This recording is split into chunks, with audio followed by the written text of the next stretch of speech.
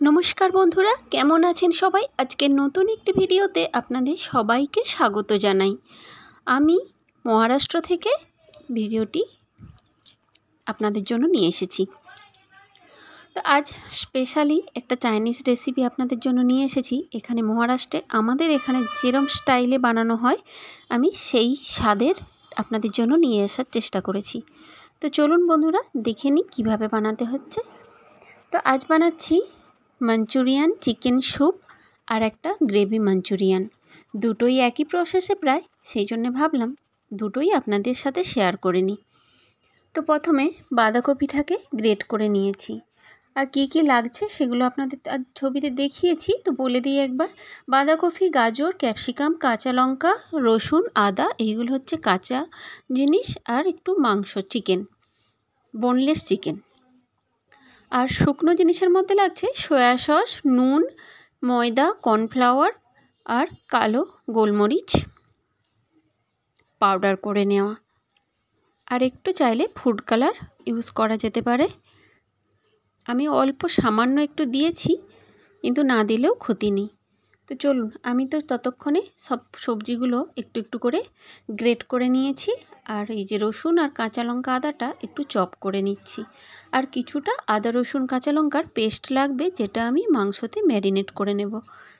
তো বন্ধুরা, আশা করি ইনগ্রিডিয়েন্টসগুলো আপনাদের সবাই বুঝতে কোনো অসুবিধা হবে না।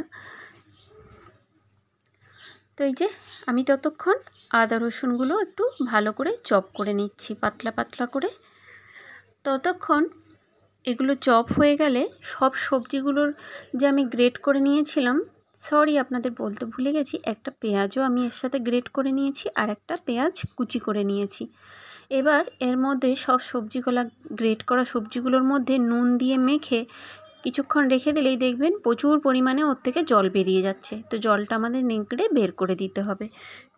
দিয়ে এই যে দেখুন আমি সব নিংড়ে নিয়েছি, দিয়ে পেঁয়াজটার রসটাও বের করে নিচ্ছি, দিয়ে তারপরে ওটা আমি মাখাবো। এই যে সবজিগুলো আমার রেডি হয়ে গেছে। এবার এতে কর্নফ্লাওয়ার, ময়দা 2 চামচ করে দেব প্রথমে, আর একটু গোলমরিচ আর নুন দিয়ে তো মেখে রেখেছিলাম, যেহেতু নুনটা তো আছেই, তবে কম বেশি হলে আপনারা একটু টেস্ট করে বুঝে শুনে একটু দেখে দিয়ে দেবেন, কারণ আমি আগেই এতে নুন মাখিয়ে রেখেছিলাম জল ঝরানোর জন্য। তো বাকি একটু সয়া সস দিয়ে নেব, চাইলে চিলি সসও দেওয়া যেতে পারে। তো আমি এখানে আর চিলি সসটা দিই না, শুধু সয়া সস দিয়েই করেছি। আর একটু চপ করা কাঁচা লঙ্কা আর একটু রসুন আদা কুচি, বেশ যদি ঝাল ঝাল পছন্দ করেন একটু বেশি পরিমাণে কাঁচা লঙ্কা দিতে পারেন। তো আমি এখানে আমাদের পরিমাণ মতো দিয়েছি। মাখাতে মাখাতে মনে হয়েছে একটু লাগবে কর্নফ্লাওয়ার আর ময়দাটা, তো আমি সেটা একটু একটু করে দিয়ে মেখে নিচ্ছি, কারণ মাখানোর সময় এটা কতটা ভিজে যাচ্ছে কতটা বা শক্ত হচ্ছে সেটা হাতের সাহায্যে বুঝতে হবে। একদম শক্তও করবেন না, আর একদম নরমও হবে না, মিডিয়াম থাকবে, সেই রকম প্রসেসেই সবজিটাকে এইভাবে অল্প অল্প আর ময়দা আর কর্নফ্লাওয়ার দিয়ে ভালো করে মেখে নিতে হবে। যেহেতু সবজিটা একদম গ্রেট করা হয়েছে, বারে বারে জল বেরোতে থাকবে নুন মাখানোর ফলে, অনেকটা যতটা সম্ভব চেপে চেপে জলটা বের করে দেওয়াটাই বেস্ট, তাহলে বেশি ময়দা বা কর্নফ্লাওয়ারটা লাগে না। আর যদি জল জল একটু ভাব বেশি থাকে তখন ময়দা আর কর্নফ্লাওয়ারের ভাগটা বেশি লেগে যায়। তো চলুন, আমার কথা বলতে বলতে মাখানোটা হয়ে গেছে। এবার আমি এগুলো বলের আকারে গড়ে নেব।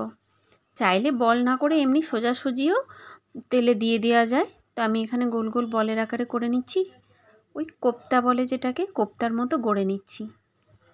মাঞ্চুরিয়ানগুলো এখানে না এভাবে গোল গোল করে না, কেউ কেউ শেফেরা যেগুলো হোটেলে বিক্রি হয় কেউ কেউ গোল গোল করে, আবার কেউ কেউ এমনিই দিয়ে দেয় তেলে, যেমন ইচ্ছে দেয়া যায়। আমি চিকেনটাকেও টুকরো টুকরো করে কেটে নেব। আমি ভিনিগার দিয়ে জলে ভিজিয়ে রেখেছিলাম বেশ খানিকক্ষণ। তো মাংসটা এবার একদম জল থেকে ভালো করে শুকনো করে ছেঁকে নিয়ে তারপরে ছোট ছোট করে টুকরো করে নেব। সেম প্রসেসে ওই একই জিনিস দিয়ে মাংসটাও ম্যারিনেট করে নেব। গোলমরিচ গুঁড়ো, কর্নফ্লাওয়ার, ময়দা, নুন আর একটুখানি ওই কাশ্মীরি রেড চিলি পাউডার কালারের জন্য, আর একটু ডিম দিয়েছি যাতে চিটে না যায় ভাজার জন্য। এই দিয়ে মাংসটাকে মেখে রেখে দেব। যেহেতু মাংসটা আমি ভিনিগারে ভিজিয়ে রেখেছিলাম, সেই জন্য মাংসটা ভীষণ সফট হবে। আর এতে আলাদা করে ভিনিগার বা সয়া সস আমি আর কিচ্ছু দিলাম না, শুধুমাত্র এইগুলো দিয়ে ভালো করে মেখে নেব। দিয়ে তারপরে আমার সমস্ত কিছু জিনিসগুলো এবার রেডি হয়ে গেছে, এবার শুধু ভাজার অপেক্ষায়। তো বন্ধুরা, আপনারা কে কোনখান থেকে, কোন জায়গা থেকে দেখছেন অবশ্যই আমার সাথে শেয়ার করবেন। ভিডিওটা আপনাদের কেমন লাগে সেটাও অবশ্যই আমার সাথে কমেন্টে শেয়ার করবেন। আর আমার পুরনো নতুন বন্ধু যে প্রান্ত থেকে দেখছেন বা যারা আজকে আমার প্রথম ভিডিও দেখবেন, অবশ্যই চ্যানেলটিকে লাইক করে সাবস্ক্রাইব করে পাশে থাকবেন বন্ধু হয়ে। তো দেখুন, আমি এই যে বলগুলো ভেজে নিচ্ছি, প্রথমে মাঞ্চুরিয়ান বলগুলো ভেজে নিচ্ছি, বেশ লাল লাল করে ভেজে নেব। এতেও ফুড কালার ব্যবহার করা যায়, তবে সেটা দেখতে লালচে ভাব হয়, একটু বেশ সুন্দর লাগে দেখতে। কিন্তু যেহেতু আমরা বাড়িতে খাওয়া দাওয়া করবো, সেই জন্য আর ফুড কালারটা বেশি আর অ্যাড করলাম না, এমনিই দেখতে ভালো লাগবে। তো বলগুলো বেশ লালচে লালচে করে একদম সুন্দর করে ভেজে নিয়েছি।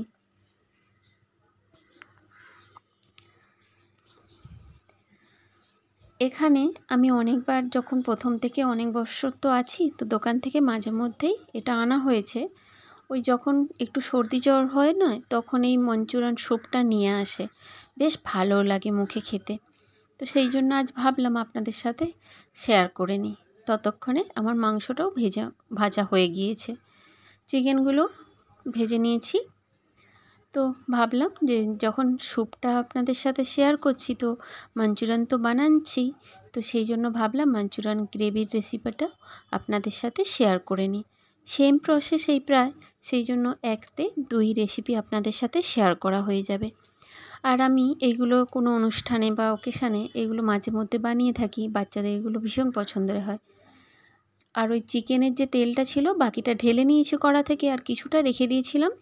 ওতে ওই চপড করা যে রসুন আদা লঙ্কার কুচি ছিল, তার সাথে একটু পেঁয়াজ কোচানো আর একটু বাঁধাকপি কোচানো, আর দেবো একটু গাজর, শিমলা মির্চ, যেগুলো মাঞ্চুরিয়ানে ব্যবহার করেছি সেইগুলোই সব চপড করে রাখা ছোট্ট ছোট্ট করে।